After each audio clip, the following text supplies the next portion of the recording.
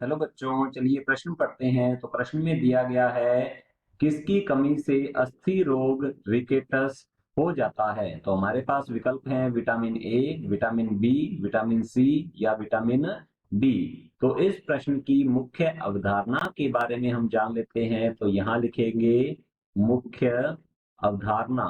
तो इस प्रश्न की मुख्य अवधारणा है हमारे पास यहाँ रिकेटस के बारे में पूछा गया है। तो रिकेटस एक प्रकार का अस्थि रोग है। तो यहाँ लिखेंगे यह एक प्रकार का अस्थि रोग होता है जो कि मुख्यतः बच्चों में पाया जाता है।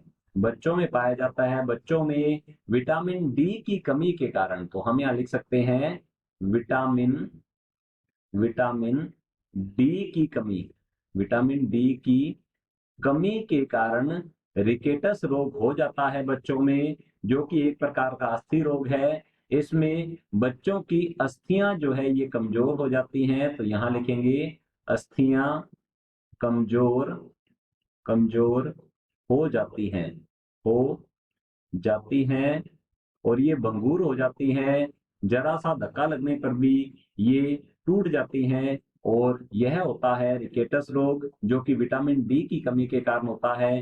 क्योंकि विटामिन डी जो है यह हमारे शरीर के अंदर, मानव शरीर में हम कह सकते हैं कैल्शियम के अवशोषण में सहायक है। कैल्शियम के अवशोषण में अवशोषण में सहायक होता है। और यदि बच्चों के शरीर में विटामिन डी की कमी हो जाएगी तो कैल्शियम का अवशोषण जो है ये नहीं होगा, जिससे कि अस्थियां जो है ये कमजोर हो जाती हैं और इसे ही रिकेटस रोग कहा जाता है। तो चलिए देखते हैं विकल्प की ओर। विकल्प ए में दिया गया है विटामिन ए। तो विटामिन ए की कमी के कारण रतौंधी रोग होता है, इसके कारण रिकेटस नहीं होता है। तो हमारा विकल्प ए गलत होता है।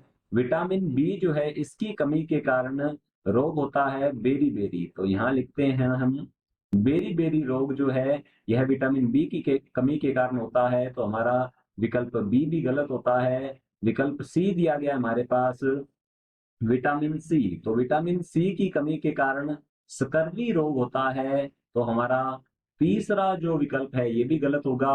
विकल्प डी दिया गया है विटामिन डी। तो हमारा विकल्प डी जो है ये बिल्कुल सही उत्तर है, जैसा कि हमने यहाँ पर समझा है। तो विकल्प डी अंतिम सही उत्तर है। आशा करता हूं आपको समझ में आया होगा। धन्यवाद।